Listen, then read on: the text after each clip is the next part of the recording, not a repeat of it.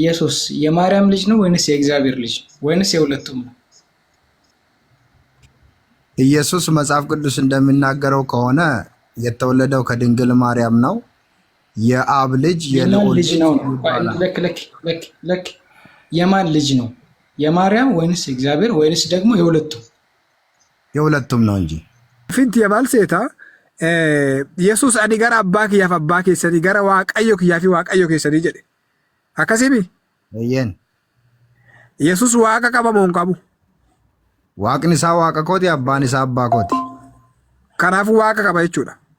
Eeyyeen. Kanaafuu waaqa meeqa qabna nuyi? Yesuus eega waaqa qabaate waaqni isaa waaqa kenna eega ta'e nu waaqa tokkichuma san qabna moo waaqa biraa waaqa tokkicha saniin alattillee waaqayyo kan biraa qabna kan walitti kan waaqa biraa waaqa lammaffaa waaqa sadaffaa qabna nuyi. Waaqayyo tokkicha jira innis immoo abbaa gooftaa Yesuus Kiristoosiiti. Wali kanaafuu waaqayyo tokkichis abbaa Yesuus Kiristoos ka ta'e abbaa keenya mara kan ta'e tokkicha san jechuudha. Kanaafuu Yesuus waaqaa miti walii gallee jirra jechuudha. Ilmichi waaqayyoo miti waaqa ta'uu hin danda'utu waaqa ta'e akkamittiin du'are. Okay, numarru 5 star isi kennee jira gooba jiraati. Pheende keessa gooba siin tokko har'uma si dhalatee jechuudha. Okay, itti aane. Katti aane. Amma Yesuusin maal jettee amantaree eega ilma waaqaati jettee waaqa kan ta'e nutti himtee jirta. Waaqummaallee kan qabnellee nutti himtee jirta. Wannummaan atiin duuba kiristaana keessa teechisee qamma shaadaa qabachiisu dhorge maali? Yesuus Kiristoos ilma waaqayyoo ta'uusaa amane jennaani akkaan wangeelatti amane taa'u na taasise malee Yesuus dubartii Maariyaam irraa dhalatee waaqa ilmaas miti waaqa abbaas miti. Bu'aan maanaati Yesuus ilma waaqayyoo jettee amtee argatte maali siimee fakkeenyaaf? Fakkeenyaaf waaqayyoo Luqaas 3:36 irratti illee Aadaam ilma waaqayyootiidha. Faarfannaa 2 irratti illee 2:7 irratti illee Daawitis ilma waaqayyoo jedha. Saamu'eel irratti illee Saamu'eel ilma waaqayyoo jedha. Ilmaan waaqayyoo hedduudha akka macaafaatitti. Fakkeenyaaf Maatewos 23:9 irratti nama irratti lafa irratti nama akka abbatti waammatina jedha. Akka abbatti Amaariffaan haa hiiku malee Oromiffaan haa hiiku malee Amaariffaan waan jedhu በምድር ላይ ማንንም አባት ብላችሁ አትጥሩ. Dachii kana irratti illee nama tokkollee abbaa jettanii yaamina. Abbaa jechuun akka macaafaatitti waaqa jechuudha. Waaqa jettanii yaamina. Dachirra dhaabbatee uummataan jedhe. Maaliif osoo yeroo gaaf dachirra jiru san waaqa ta'e Yesuus ofii isaatii sila ana abbaa ofiin jedha ture. Dachii irratti nama tokkolleen abbaa jedhina abbaan keessan tokkichi innis kan waaqa irraati jedhe. Yeroo sanis waaqa abbaa isaa baana waaqa isaa baana jechuudha. Kanaafuu waaqni tokkichi san malee kan biraa kan jiru nutti himee jira jechuudha. Amma wannummaan atiin duuba Yesuusin ilma waaqaa jettee argatte maali? Ilma waaqaa jettee wanti argattu maali? Fayyinni kan jiru waaqa tokkicha amanuudha moo Yesuus ilma waaqaa ta'uu amanuudha fayyinni kan jiru akka seera Museetis akka seera Daawitis akka seera Yesuus barsiises fakkeenyaaf yeroo Maarqos 12:28 irratti namni ho'iitu dhufee Yesuusin gaafate abboomiin isin jalqabaatam jedhee yeroo namichi gaafate isiin duraa dhagayyaa Israa'el gooftichi waaqayyo keenya kophaa isaa gooftaa kan jettu jedheen. Maatewos 19 irratti illee yeroo namni ho'ii barsiisa gaarii jedheen gaariin waa'ee gaarii maaliif na gaafatta tokkichi santu gaarii jedheen. Maarqos Luqaas 18:18 irratti illee namni ho'ii barsiisa gaarii charmamir jedhee yaamee jennaan ስለምን ቸር ትለኛለህ maaliif ቸርናን ጀታ ከአንዱ ከእግዚአብሔር በቀር ቸር ማንም የለም waaqa tokkicha rabbii tokkicha malee gaariin hin jiru jedhe. Yesuus kana jedhee nu barsiise akka macaafaatti kan jedhee barsiise. Wannummaan isa waaqa isa godhe yookaan ilma waaqaa wanni isa adda isa godhe maali? Waan isa adda nu godhe qofa nutti himati. Galatoome wanni ati amma dubbatte kun hundi an dhibbatti nan fudhadhaa waan dhugaa dubbatte waanuma wangeela irra jiru dubbatte jechuudha. Garuu waan tokko wanti aan itti dabalu yoo jiraate Yesuus Kiristoos kun Addaam isa lammaffaa Addaam isa duraaf isa lammaffaa jedhee adda baasa macaafni. Eessatti mee eessatti Addaam isa lammaffaa Yesuus Kiristoos mee nuuf? Okay, tokkoffaa Qorontos boqonnaa 15 lakkoofsa 45 fi 46 dubbisaa harka qabaatan. Addaamiin inni tokkoffaa Addaamii kaani. Okay, inni Yesuus immoo Addaamii lammaffaa. Addaama lama ta'ee jira maali wanni jijjiiramni maali fakkeenyaaf? Jijjiiramni jiru Addaamiin duraa suni macaafa uumamaa boqonnaa 2 lakkoofsa boqonnaa 1 lakkoofsa 15 irratti waaqayyo isa nyaadhu isa kanarraa garuu hin tuqin nyaatin isa jedheen sana inni fuudhee nyaachuu abboomamu duduu isaatiin. Hati manaa isaallee nyaattee isaafillee akka inni nyaatu taasifte. Kanaaf abboomamu isaatiin du'a ilma namaatti fide jechuudha. Addaam inni lammaffaa Yesuus Kiristoos kun immoo dubbii du'a waaqayyo kam nama ilma namaatti fide du'a kam fide kun hore Yesuus illee du'e jettanii eega du'e illee gara dhumaatu bara kristaan fa lafarra tafaa hin jiruuti gaaf koronaa sanfaa kristaan ture dhume duuti ati jettu kami du'a barabaraa waa'ee jireenya barabaraaf waa'ee du'a barabaraati kan haasaa jiru.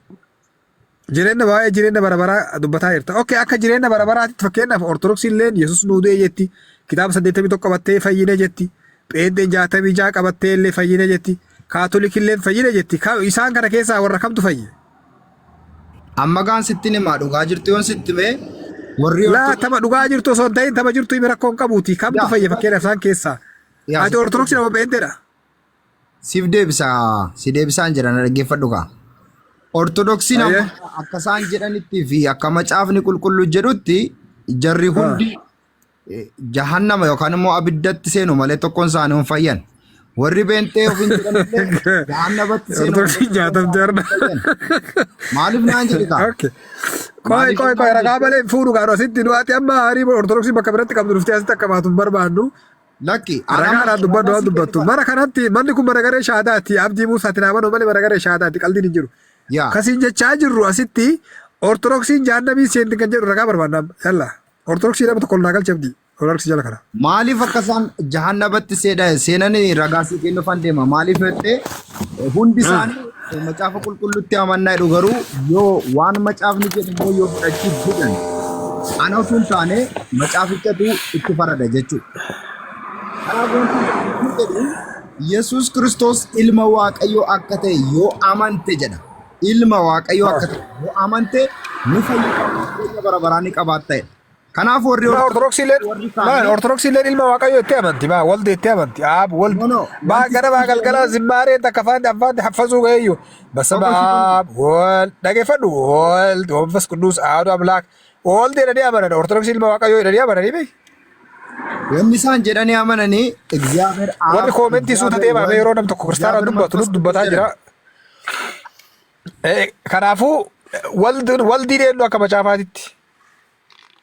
Akka macaafaatti waldi jechuun ilma malee waaqa ilmaa miti. Ilma bakka waaqa ta'uu hin danda'u ilma. Maaliif jettee waaqa ilmaa yoo jettee waaqi du'uu hin danda'u yoo ajjeese malee waaqi hin beela'u yoo beelesse malee. Agartee garuu Yesuus wanti nama sirraa fayye wanti sirraa hubadhe fayyuudhaaf Yesuus ilma waaqaa qofa ta'uu amanuudha akkasii eeyyen malee waaqa ta'uu isaa amanuu miti. Waaqa ilmaa ta'uu isaa yoo amante ati itti dabalteetta kanaafuu firdiitu sitti jira jechuudha. Maa Yesuus yeroo cuubtan maqaa abbaa maqaa ilmaati maqaa hafuura qulqulluutiin cuubaa jedhee maa yoo Yesuus waaqummaa qabaatin maaliif keessa galeree? Maqaan abbaa maqaan ilmaa maqaan hafuurri qulqullu sun immoo Yesuus kan jedhudha malee maqaa biraa miti. Kanaafuu maal waaqa waan akka waaqatti fudhatamaniif bakka sadiitti kan maqaa sadii kan cuube macaafni Maatewos 28 irratti. Isaantu waaqa sadii jedhee hiikkate malee dubbicha akkas miti. Ahadu amlaak jedha maal taate ahadu amlaak jechuun waaqa tokko jechuudha afaan Giriikii haa ta'u malee Giizii haa ta'u malee ahadu jechuun tokkicha jechuudha waaqa tokko jechuudha walitti waaqa tokkicha jechuudha. Yoo ta'e amma isaan waaqa abbaa waaqa kan biraa godhanii waaqa ilmaa waaqa of danda'e. Waaqa abbaa waaqa ilmaati miti basma aab walde Manfas Qudduus jedha jarri. Maqaa abbaa jechuun maqaa abbaati. Waldi jechuun maqaa ilmaati. Manfas Qudduus jechuun hafuura qulqulluu. Ahadu amlaak waaqa tokko jechuudha. Sadan waaqa tokko jedhanii amanan. Kanaafuu sibiratti ati waaqa abbaa ilma hafuura qulqulluu walitti waaqa tokko wanta jedhamu sibiratti hin jiru jechuudha teoloojii keessatti. Akka macaafarra jirutti wanni macaafarra jiru yoo na gaafatte waaqa abbaa tokkicha jira, dubbii isaa jira, hafuura isaa jira. Dubbiin isaas kanuma isaati, hafuurri isaas kanuma isaati, waaqayyo tokkicha jira. Innis abbaa uumama hundumaati. Abbaa keessan abbaa kooti, abbaa hunduma keenyaati. Abbaan Yesuus Kiristoos jechuudha. Kanaafuu Yesuus ati fedhu haa du'u, fedhu ilma waan fedhallee haa ta'uuti waaqummaa waan jedhame Yesuus guutumatti hin qabu sibiratti. Yesuus Kiristoos waaqayyoo miti waaqa ta'uu hin danda'u ilmi Maariyaam irraa dhalate sun. Okay, amma gara abbaa deebina waaqa abbaa qofaan bifnee jirra jechuudha. Amma fakkeenyaaf hojii ergamoota rakkoon bakka dubbii gabaabsee jirta ati ashhadu an laa ilaaha jettee jirta dhisi allah ilaaha illallah jettee jirta. Ilma jechuu kana nu gaafadhaa hiikkaa ilmaa. Amma deemaa jira gara ilmaa deemaa jira. Yesuus eega waaqan tahin eega waan birallee tahin eega silaa du'ellee jette baay'ellee jette waaqummaa guutuu irraa bulqitee wanta akka hin qabne hiikkaa ilmaa wanta qofa nutti himammeella. Yaa amma waan lama sittan hima jechuudha. Hiikkaa Yesuusii jedhuu fi hiikkaa ilma jedhu adda baasee sitti himuu qaba jechuudha. Nuwaa hiikama ilmaa gaafa Yesuus yeroo hin beeknaati. Ilma jechuun maaliif barbaadde? Ilma jechuun wanti ilma jettee ati wanti fayyite maali? Ilma jechuun hiikan maali? Ilma Waaqayyoo jechuun jechuu isaati ilaa ilma Waaqayyoo jeemee macaafa keessa yaamamuun isaa sani hiikkaan isaa maali? Yaa. Mee hiikkaan ilma Waaqayyoo jedhee yaamamu yookaan immoo ilma Waaqayyoo jechuun maali akka macaafaatitti? Ilma Waaqayyoo jechuun wanni ilma jedhee waamamee fi kan dhalate waan ta'eef Waaqayyoo immoo hin dhalatu. Gabaabaatti. Okay, waan kan dhalate waan ta'eef ilma Waaqayyoo jedhame. Yaa. Kan dhalate kun Xalaan dhalate, Abdii Muusaa dhalate, Abuutaan dhalate, an dhaladhee Diineyaas dhalate, ati dhalattee as gubbaa jirta. Nuundu dhalannee jirraa biree nullee ilma Waaqaa nu godhin kaate. Amma isinilleen ilmaan Waaqayyoo akkasiin jedhamtanii fi isa dhalate sanatti yoo amantan isinilleen aboo ilmummaa ni qabaattan. Ilmaan Waaqayyoo taanee jirra kan amma namni nuun ilmaan Waaqayyoo jedheen fayyaa amma nullee dabalee keessattuu Abuu Xalaa kana fa'aa namni ilma Waaqaa jedheen fayyaa taate. Namni fayyu reefuu sitti men ture Iyyasuus Kiristoos ilma Waaqayyooti jettee yoo amante atumti yoo ammuma kana akkasitti jettee yoo amante atu ilma Waaqaa ni taata. Okay, mee amma macaafarraa waliin dubbanna amma waa'ee fayyina yeroo dubbannu Yohaannis nu dubbisi Abuu Xalaa Yohaannis 17 nu dubbisi lakkoofsa irratti. Ayyee.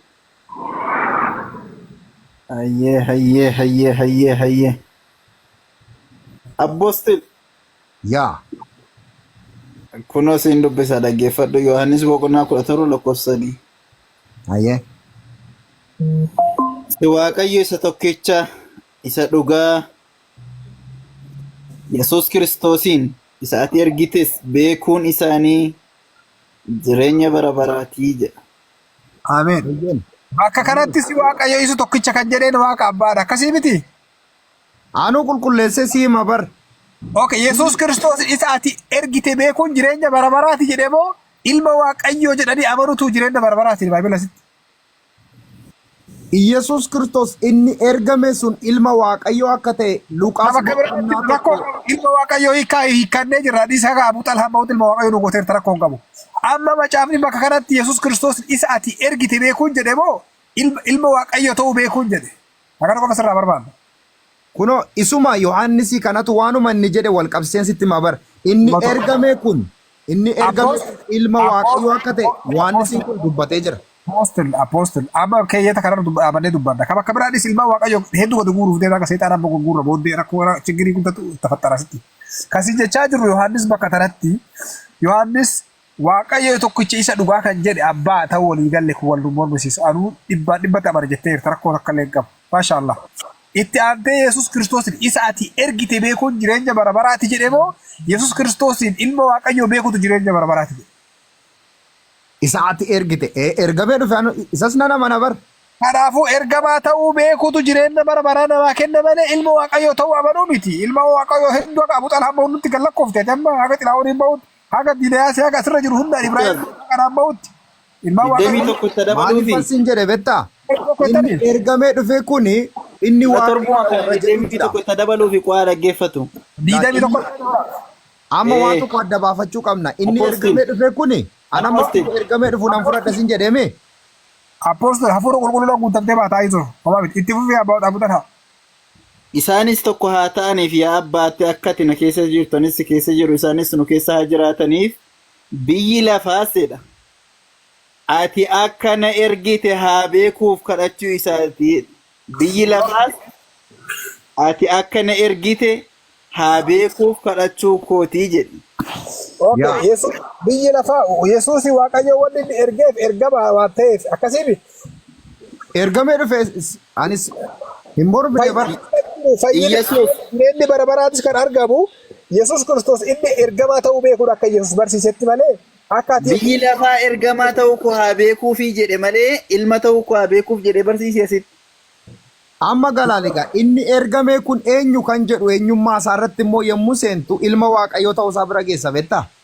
Akka macaafaatti ilma Yaaqoob Yoosef illee jedhamee jira, ilma Daawit illee jedhamee jira. Abbaa hedduu isaa hedduudha. Bakka irratti eegamu gara biraa ol kaatee Hangafti isaayyuu baay'ee jira ka. Daawitis dabalateeti. Maatiyos irratti fakkeenyaaf Yesuus gaafa ayyaana wayitiif badan deemu badee achitti yeroo ganna isaa 13 naannoo san ga'u barbaadanii argan. Haati isaa yaa ilma kiyya maaliif akkana nu goote anaa fi abbaan keetis Yoosefis si barbaadaa turre jetteen. Bakka sanitti anaaf abbaan kee si barbaadaa turre kan jetteen abbaa kee kan jetteen Yoosef. Bakka biratti ammoo ilma Daawit jedhamee jira. Ilma Abrahaamis jedhamee jira. Okay? Ilma Waaqas jedhamee jira. Akkas jedhamee yaamamuu isaa kun Waaqa isa godhuu miti jechuudha. Ilma wanni jedhamu kuni maaragii wayii waan akka wannatti yaamaniin malee Waaqni ilma dhalfatee miti. Ati akka ilaalcha keetitti Waaqayyo ilma dhalfatetti amantaati. Waaqayyo waan fedhe gochuu hin danda'a jedhee nan amana. Na ilma dhalfata fakkeenyaaf maaliif jennaan Maariyaamiin isiin icoojaa Yoosef turte akkasimi. Yaa. Waaqayyo ishiirraa dhalee Waaqayyo jechuun jaartii namaatirraa dhalee akka amantaa keetitti. Waaqayyo akka keessanitti Jibriil ergee ergamaa Gabriel itti ergee Gabrielin kun immoo ilma dhiiraan deessaa Waaqayyootu kana taasisa afurri Waaqayyo sirra buufata jennaan amiinii jettee fudhatte ishiin amante jennaan Waaqayyo dandeetti isaatiin dubbisaa amma isa erge sanaan akka ishiin ilma dhiiraa ulfooftee deessu ishii taasiseera kun dandeetti Waaqayyo si galboomaa fi ilma Waaqayyooti fi afur Waaqayyooti irraa ulfooftee fi Maariyaam baarraa ulfooftee garagara bara. Maaliif jennaan jalqaba Waaqa tokkicha malee kan biraan jiru yoo nuun jettu hafuurri qulqulluun bakka tana hin jiru abbaa qofatu jira Maariyaamiin yoo ammoo Yesuus ilma Waaqaatti yoo jenne ilma hafuurri qulqulluu ta'uu qabu abbaan daayirektii abbaa ta'uu qaba abbaan Yesuus. Eeyyen Luqaas boqonnaa tokko Maariyaamiin ilmi isiin deette suni ilma Waaqayyooti kanaafuu Waaqayyo jaartii namaatirraa ilma dhalee jechuudha. Yaa kaadhimmaa turte ishiin Yoosefidhaa fi Yoosef haatoo ishii biran ciisin Waaqayyo kana gochuu fedhee gara Maariyaamitti Gabriel ergee akka ishiin Waaqayyoodhaaf ilma godhachuu qabdutti dubbatee isheen illee fudhattee naan wanti kun irratti ta'e jechuudha dandeettii Waaqayyooti. Okey rakkoon qabu ilma malaayikaa yeroo turfe ilma deetta deemmoo ilma Waaqayyoo deetta deemee malaayikaan chigiriin amma bakka tana. Haanallah. Okay Luqaas boqonnaa tokko 31 dubbisikaa 32 Maatiyos rakkoon Maatiyos maraasuutu achi deemee gara Luqaas deemaa mee Maatiyos akka abu tafa. Maatiyos tokko 18 irratti immoo hafuuraan ulfooftee argamteedha. Ilma deetta jedhamte ilma deetta jedhamte moo ilma Waaqaa deetta jedhamte ilma jechuun maal jechuudha akka naannoo keessanitti. Mucaa dhiiraa jechuudha. Mucaa dhiiraa deetta jedheemmoo ilma Waaqaa deetta jedheerree. Mee nu dubbisi kutaa sana. Inni dubbisnaati. Ilma Waaqaa deetta jedheemmoo ilma deetta jedheen. Waanuma wangeela irra jiruun jedhaan beektaa hin dabaluun hir'isu akka warra kaanii. Haa dubbisime. Yaa. ትወልጃለሽ ወንድ ልጅ ትወልጃለሽ ስሙንም ኢየሱስ ትይዋለሽ ወንድ ልጅ ከሄደ በከና ዱብሽ አየ እሺ ዲደመራ ካሴ ዱብሱ ማቲ ፈካተመ ማቴዎስ ተኮ ደም ተኮ ሰደት ራቀ ዲደመራ ኖ ዋይ ዮሴፍ አሳ ከከና ዴተኒ ረድር ቦርባዲ ላ ከዮሴፍ ዲሰማ ከማ አባ በርባና ከዋቀ በርባና ኦቱ ዮሴፍ ከና ያዳ ጅሩ kuno ergamaan gooftaa ajjuutitti mul'ate yaa Yoosef ilma Daawit Maariyaam kaadhimni kee hafuura qulqulluudhaan waan ulfoofteef ishee of biratti fudhachuu hin sodaatin isheen ilma hin deessi atis maqaa isaa Yesuus jettee hin moggaafta inni ofii isaatii saba isaa cubbuu isaaniitti isaanin fayyisa jedheen kun hundinuu walii gallee jira abutana ilma deessa jedheemmoo ilma Waaqaa deessa jedheeni waan macaafaraa jiru dubbadhu nun jette atillee waan macaafaraa dubbadhu jiru fudhadhu. Ilma dhiiraa kanaaf ilma dhiiraati jechuun nama moo ilma Waaqaati ilma dhiiraa jiran akka naannoo keessanitti. Ilmi dhiiraa nama qulqulluudha malee. Nama kanaafuu Yesuus nama qulqulluu ta'ullee jara nu sararteerti jechuudha. Gobas. Dhibbaa dhibbatti. Okay.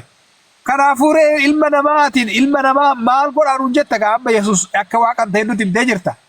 Akka ilma namaa qulqulluu ta'an nutti himtee jirta.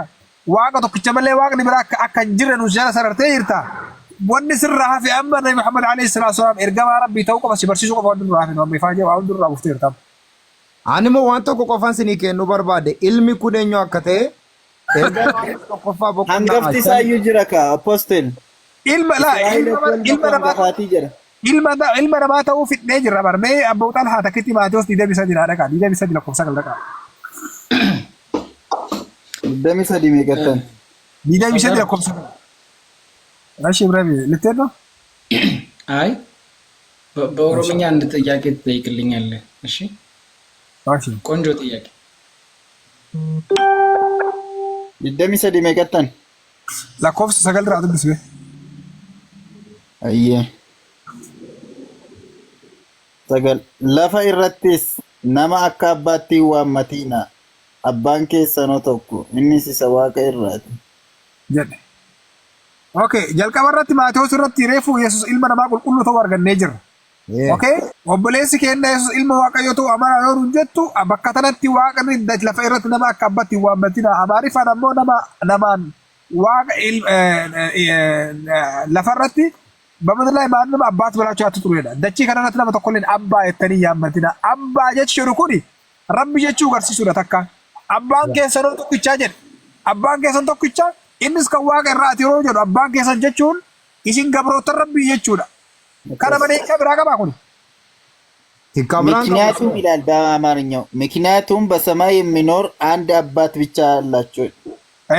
ሰባባንስ ሰማይ irra kan jiraatu abbaa tokkicha qofa qabdanii waaqa tokkicha qofa qabdanii.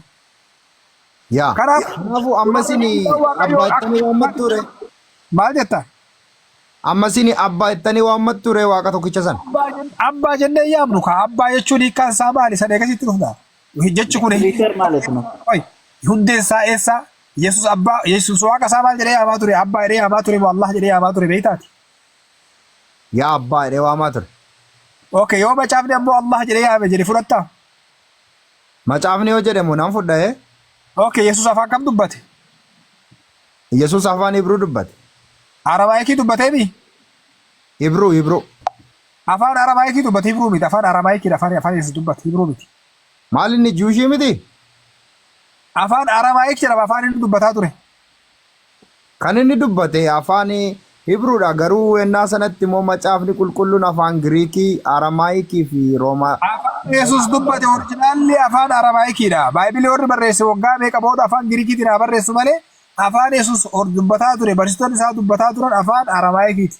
Kana histirii keessa illee seentee ilaaluu dandeetta, Wikipiidiyaa seentee ilaaluu dandeetta, Ensaayikiloopiidiyaa Biritaanikaa seentee ilaaluu dandeetta, USA seentee ilaaluu dandeetta. Kitaabonni addunyaa guutuun Yesuus afaan dubbataa ture afaan Aramaayikii akka ta'e hin beeku. afaan Aramaayikiitiin God yookaan waaqa jechuun rabbi jechuun afaan Aramaayikiitiin Abu Talha dikshinari afaan Aramaayikiidha keessaa abdatti. Okay. Aramaayik dikshinari jedhama.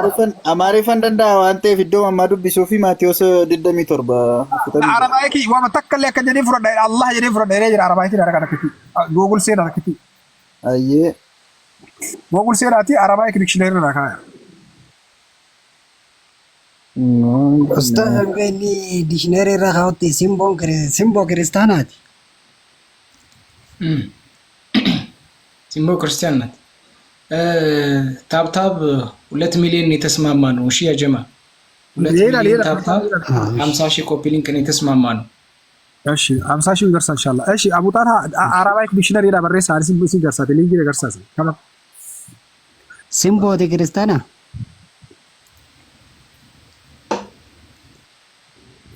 እሺ አዎ አረባይክ ዲክሽነሪ ታያ በሬሳኝ ክርስቲያን ነኝ።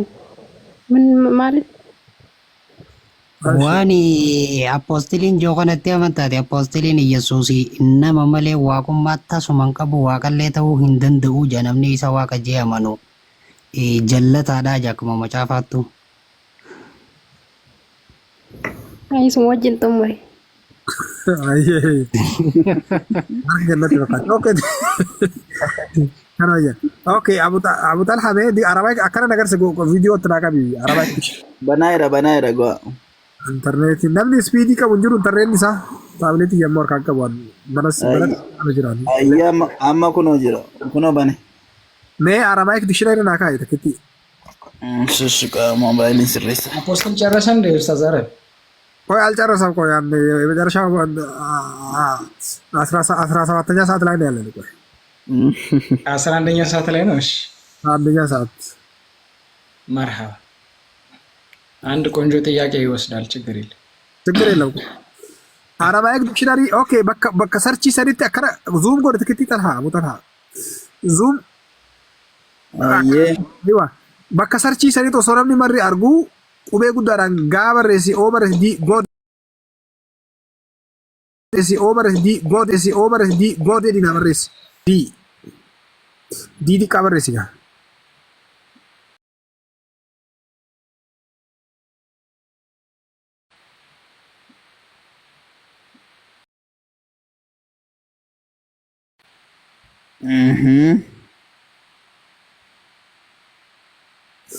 Gadi na harkisime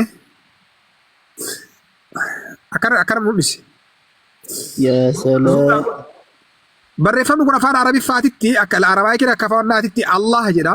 Laatiin irratti pronunciation isaati irraa kan xiqqoo siksi. Pronunciation isaa Yesuus warra Galiilaati. Ka gubbarraa kun maal jedha apostil? Allah jedhanii qubee afaan Oromoo fakkaatu kun. Allah jedha. Yesuus waaqa isaa goodiidhaan yookaan waaqa isaatiin maal jedhee waamaa ture? Allah jedha okay. Taati ammaatirraa fuutee Allah jedhime. Allah. Goobasa kana sirraa barbaada. Kanaafuu Yesuus mataan isaa waan jechaa ture waaqa isaatiin Allah jedhee yaamaa ture jechuudha. Ati amma abbaan No, kitaabni kun kan maaliif kan sirraa fiddan? Simbo mutu reefu yeroo xalaan kabajaadhaan gaaffii si gaafatu isa wajjin xumuraa jettee amma xalaa walitti si gadhiisa wajjin taa'e. Ammas isa wajjin xumurraa. Aramaayikiidhaan Allah jechuun waaqayyo jechuudha mee? Yoo didde xala si gadhiisa Simbo. Yoo didde kabajaadhaan nuti godhadhuuti taa'e xalaan walitti si gadhiisa. Okay, kasi gaafadhu apostil. Aramaayikiidhaan Yesuus bakki inni itti abbaa jedhee yaame nuuf fide baay'ina keessaa amma yaallattuuf. Baabiliin kiyya Aramaayikii miti gaa. Garuu googilii keessa seenee laaluu nan danda'a isa kee booda. Yaa Abu Hanifa. هذا الرجل. يا إلهي. أستاذ عرب خلوها تتكلم معه على اوكي يلا توفى. ايوه طلها ولدن نادمه سيمبو اوكي ابراهيم ያንተ ጥያቄ ምን ነበር? ሲምቦ ማለት ጉርባቱ ጀቹ ጅራ ጉርባቱ Nama dhugaa dogoggoree ragachuun maayinni kitaabni sana maa irraa fidda? isa dubbaddo gurbaadhaan dogoggortee jirta jiinka gurbaatu macaafni Yesuus nama malee waaqaa miti namni Yesuus hin waaqayyu dogoggoraadha jallataadha Yesuus Isa wajjin walloluu koo miti. dhiisi diinee soggatan Isa wajjin walloluu garuu gaafadhu ishii isa gaafadhu innis macaafatti amanaa meetis macaafatti amantaa gaafadhu apoostilii gaafadhu. ani nan gaafadha suuta jedhe sanan booda. Isa wajjin walloluu osoo hin taane garuu maaliif nu gaafattu nu wajjin walloluu maa feetaree isa kasalaa kiristaanaa. Amma kan isin irraa fidda maalinni kitaabni sun? Kitaabni ammaa sun maali? Qo'aanatu ni ibsa. Apoostiluma gaafadhu. Maaliif waan hunda intinaatti isin Simbo wanti isaan kitaabichi sirriitti ilaalaa malee dogoggora bara waan isaaf fidan. Simbo na dhaggeeffadhu kaasiin deebisa. Wanti isaan amma fidani googilii keessa seenaniitu afaan Aramaayikiitiin Allah jechuun waaqa akka ta'e ragaa naa fidan jechuudha. Isa kana atu seentee ilaaluu dandeessa. Baabiliirra garuu hin jiru wanti akkas jedhu jechuudha. Because baabiliin keenyi Ingiliffarraa hiikame siriimti isaa Giriikidhaan Roomii alama akkasumas immoo Aramaayikiidhaan barreeffame. So gaafa hiikamaa dhufu nu biratti akkas ta'uusaa ragaan qabnu jechuudha. Isa kana immoo googilii seentee. Allah jechuun afaan Arabiffaati maaltu maal akkamitti barreessan achirratti? Waaqayyo jechuusaa akka ta'e googilii seenii gaafadhu isaanii gaafachuun sin barbaachisu. Okay, ወንድሜ ኢብራሂም እስኪ ጥያቄን በአማርኛ ስለምሰማ እስኪ ጠይቀኝና ችግር የለም ጠይቀኝ። ማሻአላ እንደዚህ እናድርግ። ማጆሪቲው ኦሮምኛ ተናጋሪ ስለሆነ አብዛኛው ሰው ኦሮምኛ ተናጋሪ ስለሆነ እኔ በአማርኛ ጠይቃለሁ፣ ከዛ በኦሮምኛ ትመልስልኛል ኢንሻአላ። አቡ ጠልሃ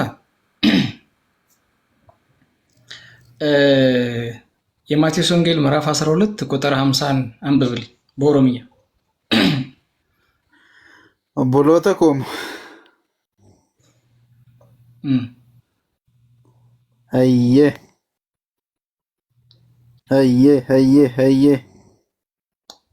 ታብ 2 ሚሊዮን ተስማምተናል። ኮፒ ሊንክ 50 ሺህ ተስማምተናል። ያ ጀማ ጁንደላዎች በሉ በርቱ። ጃለላ አባኮ ኢሰዋቃ ኢራ ከንጎዶ ኤኙ እዩ ኦቦሌሰ ኮቲ ኦቦሌቲ ኮቲ haadha ይቅርታ abbootii. ስንት ቁጥር ላይ ጎበዝ። ቆይ አቤት ማቴዎስ ወንጌል 19:29 ላይ Laala ነው አይደለም። ማቴዎስ 12:50 ነው ያልኩት። ልክ ነህ። ምን ያህል አፖስትል ዱብስ በሰማያት ያለውን የአባቴ ፈቃድ የሚያደርግ ወንድሜ ነው እህቴ ነች። ወንድሜም እህቴም እናቴም ነው አለ አይደል? አዎ አንተ በሰማያት ያለውን የአባቱን ትእዛዝ ትፈጽማለህ። አዎ ስለዚህ አንተ የኢየሱስ ወንድም ነህ። አዎ ወንድምን ታመልካለህ። ወንድሜን አመልካለሁ። የማመልከው እሱ የሚያመልከውን ነው የማመልከው። ማሻአላህ አላሁ አክበር ተክቢር ያ ጀማ አላሁ አክበር አላሁ አክበር። አኔ ኦቦሌሰ ኮ በኦሮምኛ ልድገመቺ ድጋ ዋን ጀደሜ ፈዲ ሱራቱ ይነገር ዋቀራ ከኖጀቱ kan fedhi waaqayyo isa samiirra jiru kana hojjetu obboleessa kooti obboleettii kooti haadha kooti abbaa kooti jedha Yesuus. Kanaatiif fedhii waaqayyo Yesuusii sanni hojjettaa jedhameenni apostil jechuudha. Eeyyee nan hojjedhaa jedha. Yesuusiif obboleessa keetii jennaan eeyyoo jedhe. Ati obboleessa kee waaqessi taaree jennaan ani obboleessa koo waaqessu. Allahu akbar takbiir. Allahu akbar. Sanni waaqessu waaqessaa jedhe. isa Yesuus Sanni waaqessuun waaqessa.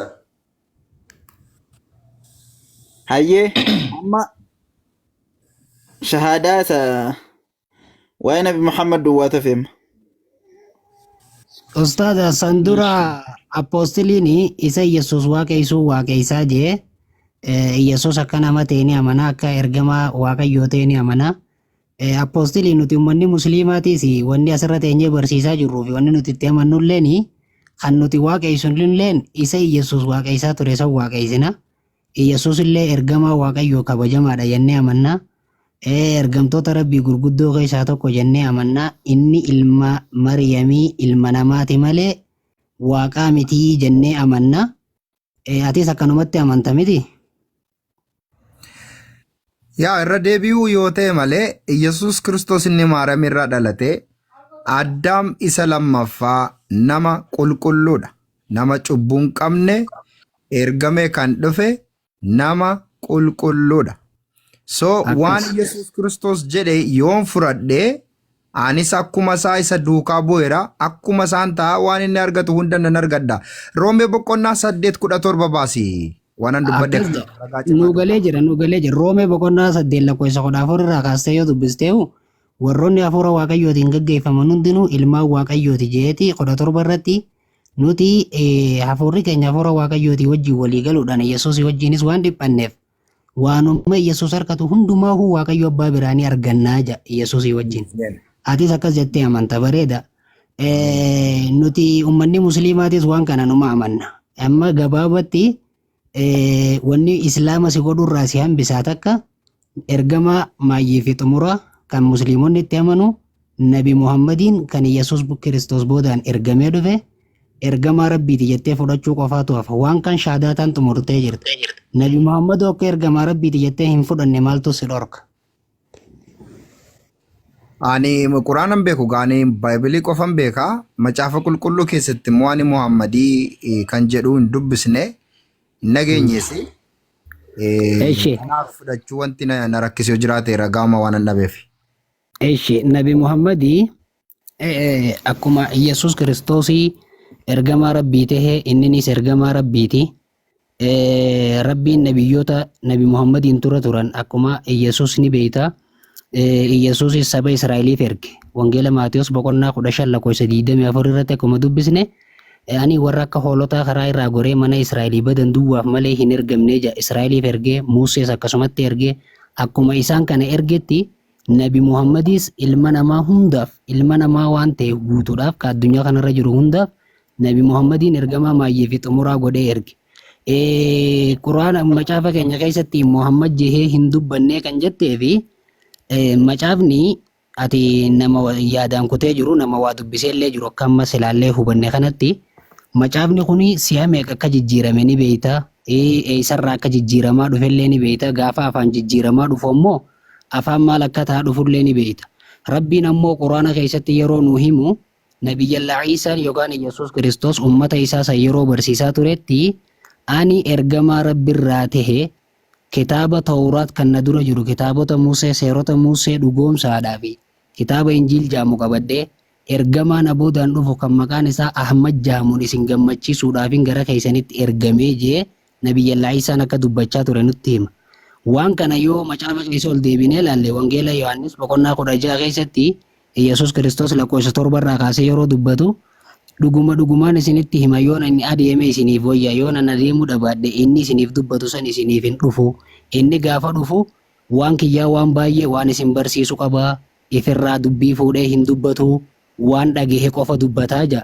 Ergamaan Rabbii Nabi Muhammadis akkuma Yesuus Kiristoos hafuura kan achi keessatti ibsetti ergamaa Rabbii Nabi Muhammadis Rabbiin Quraana keessa yeroo isarraa dubbatu ergamaan kiyya Nabi Muhammad kuni waan takka waan ifirraa ka'ee dubbatu hin qabu. Waanii nan beeksisa gara isaatti godhe qofa dubbata. Jehee dubbata. Waa'ee Yesuus illee waan baay'ee waan nu barsiisee qabe Yesuus akka ergamaa ta'e, akka nabiyyii ta'e, akka nama qulqulluu ta'e, akka ergamaa kabajamaa ta'e jee waa'ee Yesuus waan baay'ee nu barsiisee jira. Kun macaafa kee keessatti akeekamee jira. Inni biraa seera keessa deebii boqonnaa 18 lakkoofsa 18 keessatti Waaqayyo yeroo Museetti dubbatu ani obboloota isaanii keessaa raajii akka keetii isaaniif nan kaasa jee dubbatee ture. Obboloota eenyu? Obboloota Israa'el. Obboloonni Israa'el eenyu yennaan Araboota.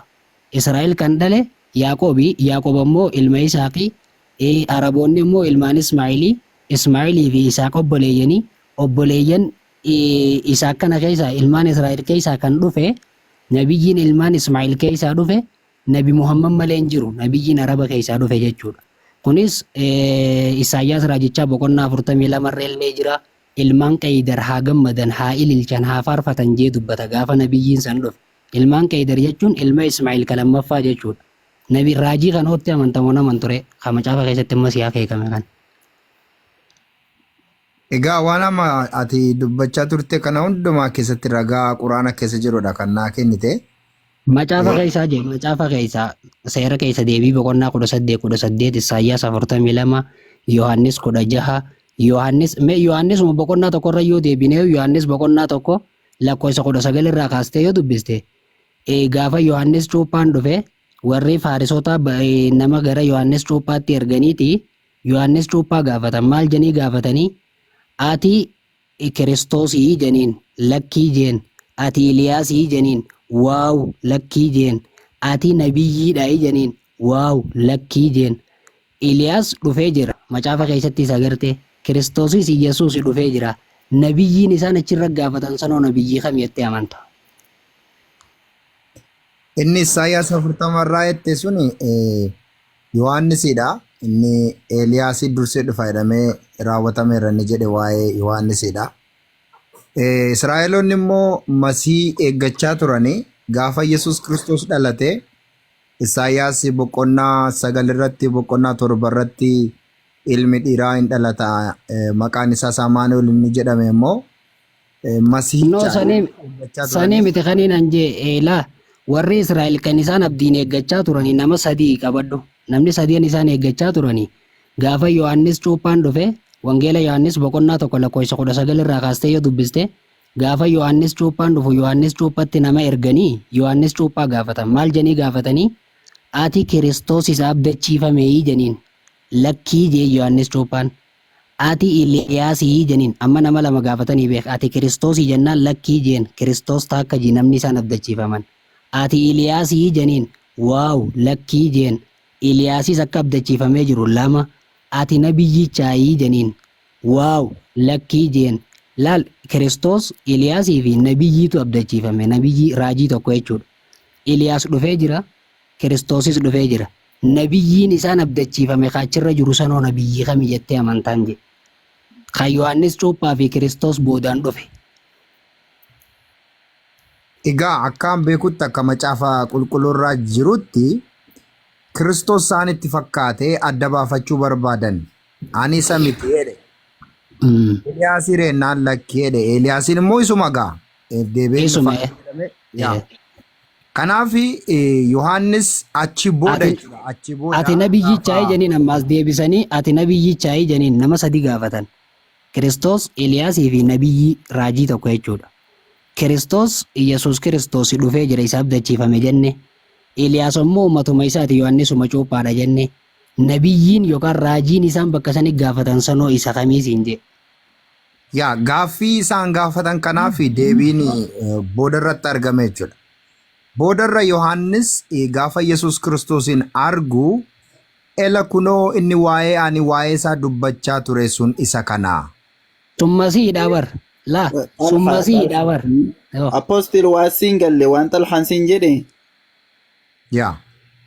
Yohaannis 1:19 irratti Yohaannis cuuphaa bira dhaqanii Yihuudoonni Dubbisi kutaa sanaanii. siin dubbisa rakkoo hin qabu.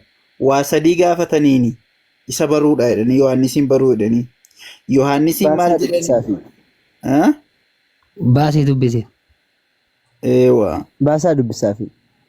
Khayran. Ayyee asirraa baasee lakun waanuma harka jiru jira. 19 irraa kaaseen sii dubbisa dhaga'i. Yeroo Yihuudoonni Yerusaalemii lubootaa fi Leewwota Yohaannisitti erganii jedha. Ati eenyu jedhanii isa gaafachiisanitti ati eenyu jedhanii isa gaafachiisanitti Yohaannis utuu hin haaliin utuu hin dhoksin ani Kiristoos isa abdachiifame miti jedhee mul'isee dhugaa ba'ee jedhe.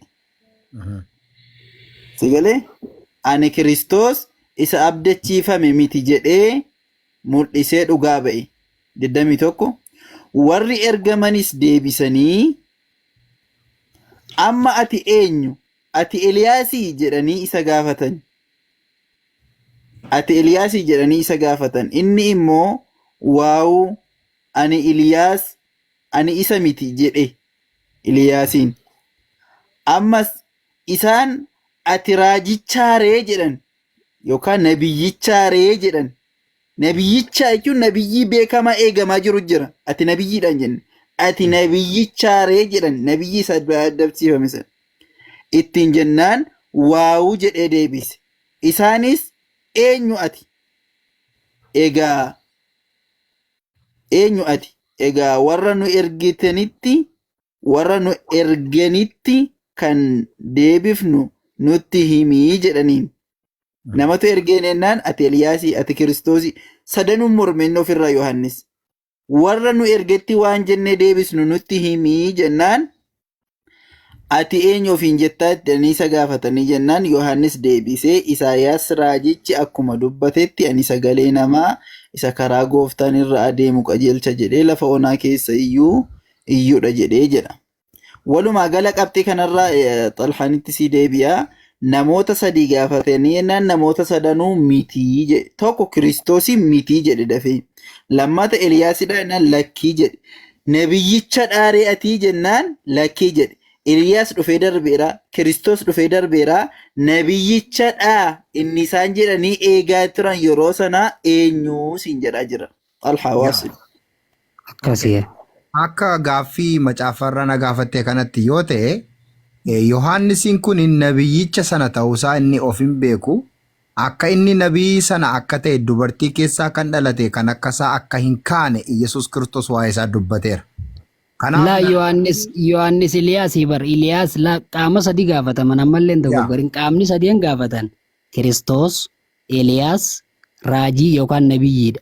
Eliyaas Yohaannis, Kiristoos Yesuus Kiristoos. Raajiin Eliyaas kuni Yohaannis cuuphaan kuni Kiristoosiif karaa tolchuu dhufe akkuma dubbate sanitti. Amma warri Yahudaadhaa warri dhufee Yohaannisiin waan kana gaafate qaama sadii abdachiifamanii tatta'aa turan. Qaamni sadeen isaan abdachiifaman. Kiristoos takka, Eliyaas lama, nabiyyii sadii. Eliyaas Yohaannis cuuphaadha jenne ka dhufe. Kiristoos Yesuus jenne. Raajiin isaan abdachiifaman san ka isaan dhufanii Yohaannis gaafatan san kamii? Waaw gaaffii ajaa'ibaati baay'ee an akkasitti ni hubaddeen beeku.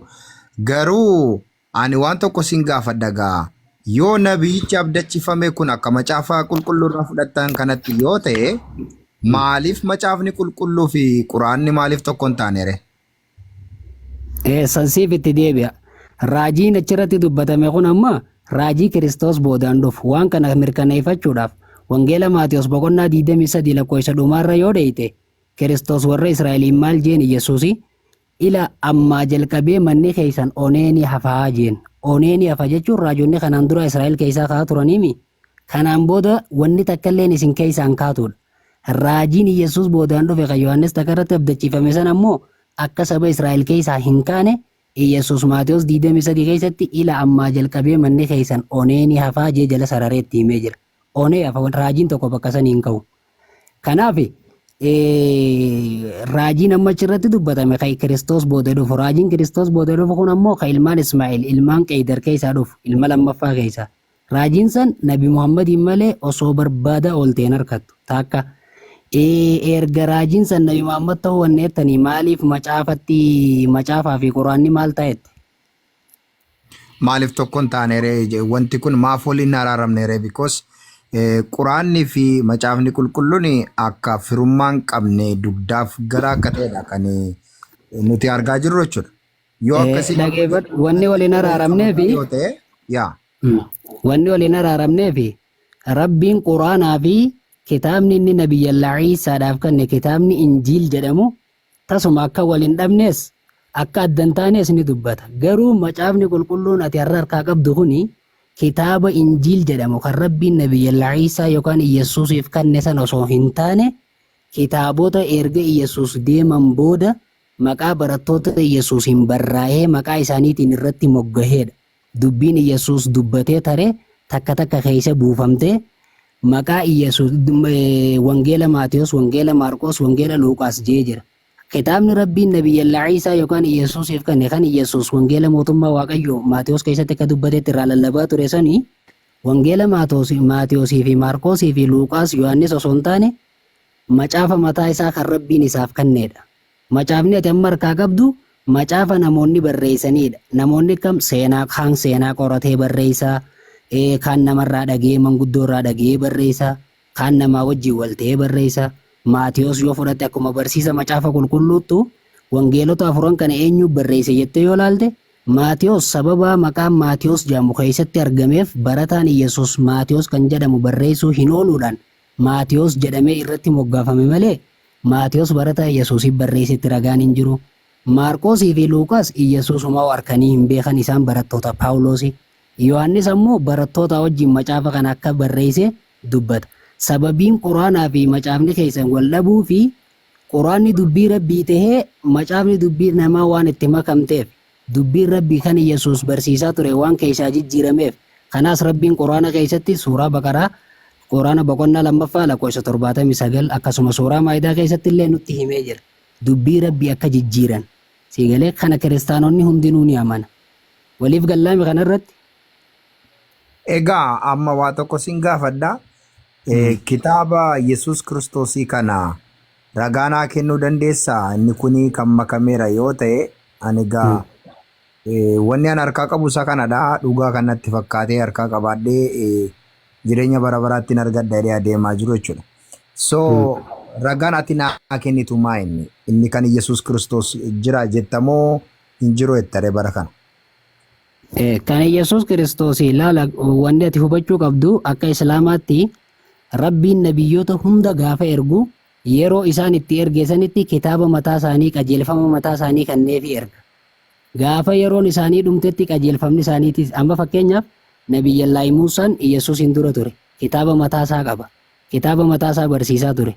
Iyesuus gaafa dhufu kitaaba mataa isaa fudhatee dhufe. Rabbiin kitaaba mataa isaa kanneefi seera Nabi Muusaan duraan barsiisa Rabbiin kanneefi duraan uummata ittiin tajaajilaa ture san jabeessaa ta'eeti. Waan laaffisuuf laaffisee fi kan jabeessu irratti jabeessee Iyesuus kitaaba mataa isaa fudhatee dhufa. Iyesuusis kitaabni isaatii fi nabiyyummaan isaatis kan tajaajilan hanga inni turetti saba Israa'el keessa.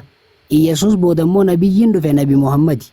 Nabi Muhammad ammoo kitaaba mataa isaa Quraana kan jedhamu Furqaan kan jedhamu kitaabota isa dura turan Tooraatii fi Injiil kitaaba Muusaaf kenname, Iisaaf kenname, daawwitiif kenname hunda dhugoomsaa fi mirkaneessaa kan ta'e quraana rabbiin isaaf kennee isa erge. Siigalee kitaaba san ka gajjabeessu seera garii cika isa jabaate garii laaffisee fi garii jabeessee akkasin rabbiin kitaaba furqaan jaammu kanneef osoo nabi Muhammad booda nabiyyiin biraa kan silaa kitaaba biraa fudhatee dhufu jiraatees seerri quraanaa kun akkasumatti akkasuma kan nabi Isaatii fi Musee sanitti badeeti seerri nabi Muhammadiin booda dhufuu sani seera kana jabeessee hafa. Garuu rabbiin quraana keessatti suuraa Toobaa lakkoofsa 40 irratti nabi Muhammad booda nabiyyiin biraa akka hin jirre nabi Muhammad nabiyyii maayyii fi xumuraa akka ta'e nutti himee kitaaba goolabbii maayyii fi xumuraa isaaf kennee isa erge. Siigalee? Okay, akkaataa manatti maa jirtutti wanni jiru quraanadha. Kanaafuu quraana fudhunaan jechaa jirta jechuudha. Okay, an amma quraana buufadhee nan dubbisa. Amma naa galee dubbisuu nan jalqaba. Garuu waan tokko moonni ansi gaafadhu macaafa qulqulluu ammas waan kiristaanonni jedhan utuu hin taane waan wangeelli jedhu fudhadhu naan jettamoo fudhattiin jetta? Waan wangeela kaniin siidhamu asirratti wangeela yeroo laaltu ija lamaan laali. Ija lamaan yeroon siin jahu wangeela kee keessatti dubbiin Iyesuus Kiristoos dubbate ta'e Iyesuusiif maltu ni jirti. Iyesuus deebisee akkas jee kan jiru. Dubbii namoonni Iyesuus akkas jeenii abaluun akkas jeenii abaluun akkas jeenii jaanii barreessan jirti. Akka jetteetti. Dubbiin ergaaleen Paawuloos jirti. Waan kana hundarraa wanni ati irratti xiyyeeffattu Iyesuus deebisee akkas jettee dubbii Iyesuus akka afaaniin dubbateetti sii dhuftu sani macaafa biraa yoo qabaatte qalama diimaan aappii yoo qabaatte qalama diimaan keessa jiru sani waan san fudhadhu. Gaafa fudhattu immoo ija qalbiitiin ilaali Iyesuus waan kana maaliif jee ilaali. Waan kiristaanonni siin jahuu fi waan namoonni macaafa irratti oofan hin fudhatin ganaallee. Maya, galatoomi. Ustaaza Buxalaa haa deebi'a akkasi. Amma fakkeenyaaf macaafa qulqulluu guututti sagalee waaqayyootii waanuma Yesuus dubbate jeetiin fudhadha yoo jette Paawuloos ergaalee Paawuloos 14 keessatti ergaa yookaan daddaabbee akka gaafa kaan haajaa adamsa doofaan lixarraa gara bahaa kanaan deemaa turan waraqaa akkasi. Paawuloos ergaa isaa san keessatti waan akkana naaf gootaniif galatooma waan akkas naaf taataniif galatooma anammoo akkas hin taane an akkanan taane jaakkata kiyya kaniin ichi dhiise naafida maaliin ichitti irraanfadhe naafida jee barreessee macaafa qulqulluu kana keessa jira.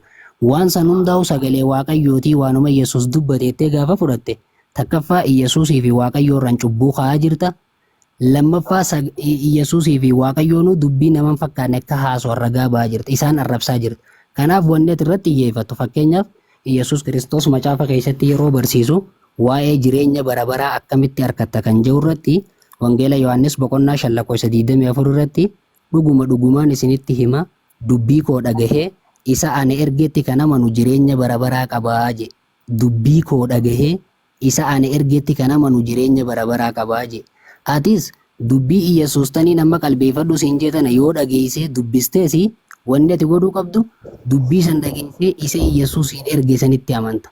Iyesuus hoo maal jeetiin amana yoo naan jette Iyesuus afaanuma isaatiin macaafa irratti dubbatee jira. Wangeela Yohaannis boqonnaa 17:3 irratti si waaqayyo isa tokkicha isa dhugaa Iyesuus Kiristoos isa ati ergite beekuun isaanii jireenya bara baraatii jira. Har'a appoostiliin akka nama kiristaanaa akka nama duuka bu'aa Kiristoos tokkotti jireenya bara baraa barbaadda.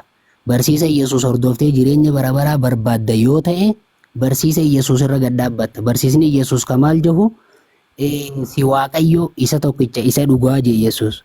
Iyesuus Kiristoos isa ati ergite beekuun isaanii jireenya bara baraatii je. Ati jireenya bara baraa argachuudhaaf waaqayyoon isa tokkicha isa dhugaati jettee Iyesuus Kiristoos ergamaa waaqayyo isa tokkicha isa dhugaa saniiti jettee amannaan jireenya bara baraa argatta. Siigalee wanni Iyesuus qabatamatti barsiise kan waaniin dhoysatti isin barsiise hin qabu jaa waan hundaa'u mul'inatti isin barsiise jaa Iyesuus Kiristoos. Kanaaf waan Iyesuus mul'inatti barsiise kana fudhachuutu sirra jira malee waan namoonni yaada mataasaa fidanii itti jijjiiranii miti. Ishi erga Iyesuus ergama ittee fudhatte eenyuuf ergama jeetiin fudhadhaa saba kamiif ergame jeetiin fudhadha jettee yoo na gaafatte Iyesuus deebisaa siif kennee jira. Macaafa keessatti wangeela Yohaannis wangeela Maatewos boqonnaa 15:24 irratti maal jaha ani warra akka hoolota karaa irraa goranii mana Israa'elii badan duwwaaf malee hin ergamnee jedha. Nuti warri musliimaatis har'a kan amannu Rabbiin Quraana boqonnaa 3 lakkoofsa 49 irratti akka inni ergamaa warra banii Israa'el ta'e warra Israa'eliif akka ergame Rabbiin nutti hima. Yesuusis isuma kana macaafa keessatti dubbata. Nuti musliimoonnis isuma kana amanna. Atis waanuma kana amanuu sirra jiraata. Sii galee? Ustaaz Abu Talhaa hatti fufa. Seenanii jiran jedha. Talha. Mee wanta Talha assalamu alaikum. Talha. Waalaikum salaam warahmatullahi wabarakatuh. Wanta kana asumaan dubbisi jedhaani haala isaan qanumaanii fitadde. Kana dubbisee. Macaafa wanta irra hin jiru bar macaafa afaan Oromootiif afaan Amaaraa wedduu caalu janii jijjiiranii. Rakkinan qabu. Somba Solomooniin ni beektaa jedhiitu magaafadhu. Maate Simbo. Bakka quraanarraa bakka Yesus Kiristoos jireenya kennaa jedhu fedhimee quraanarraa silaa quraana fudhadhu jettee miti waangeelarraa osoo hin taane quraanarraa baasiif kaa bakka akkas jedhu san. Jireenya kan nu jechuun maal jechuudha? Amma maal jettee kaateeti?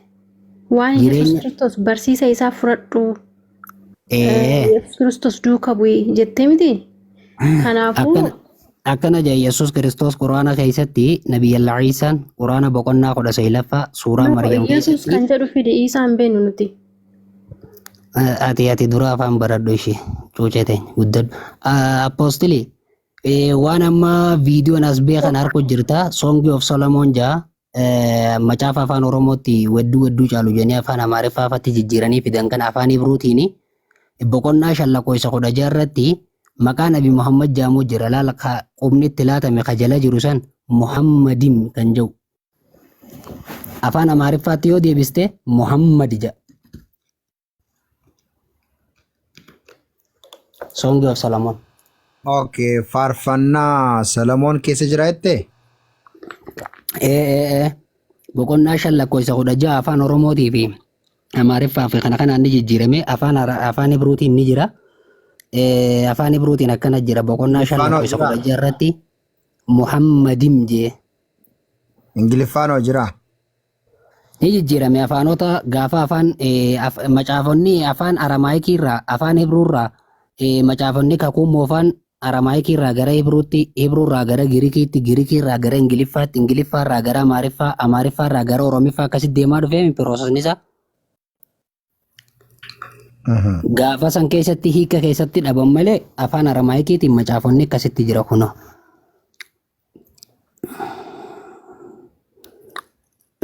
Gaafii obboleettii teenya Simboo irratti. Yesus Kiristoos egaa waan inni afaan isaatii dubbate keessaa waa tokko sin gaafadha. Gaafadhu. Ani karaadhaa jireenya bara baraadhaa jedhe. Yesus Kiristoos kun Ni dhagama ustaas. Fudhate kun rakkoon qabu ni fudhata gurbaani.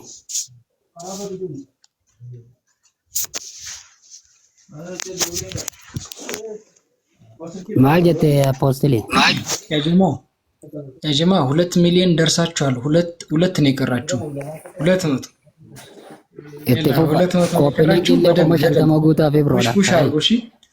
ታፕታፕ ኮፒ ሊንክ ደግሞ 4 ነው የቀራችሁ። ኮፒ ሊንክ እና ታፕታፕ ደርሳችኋል። ማሻአላ ዱአ አረግላችኋለሁ።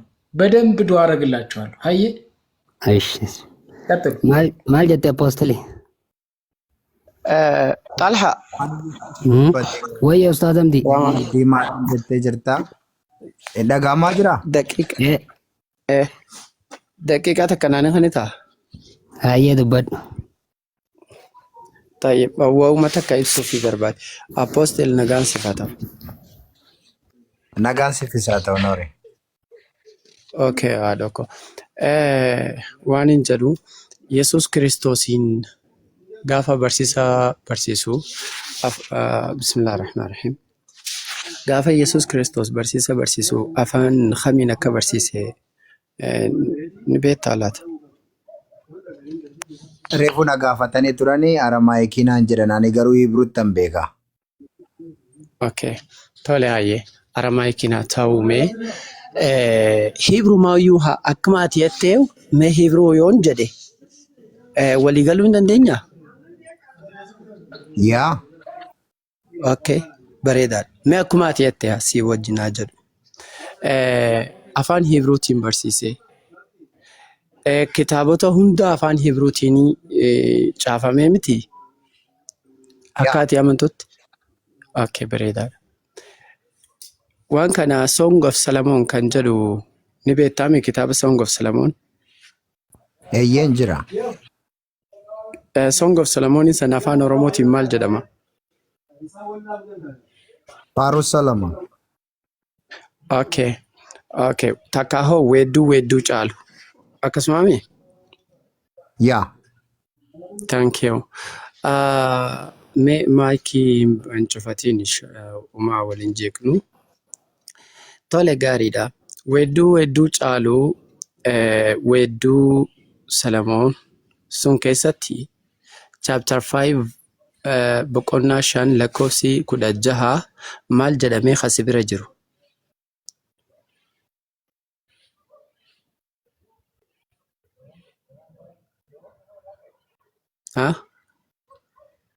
Okay, anamma si dubbisuu nan danda'a. Amaariffaa ammoo Afaan Oromootiin haa dubbisnu rakkoon qabu. okay.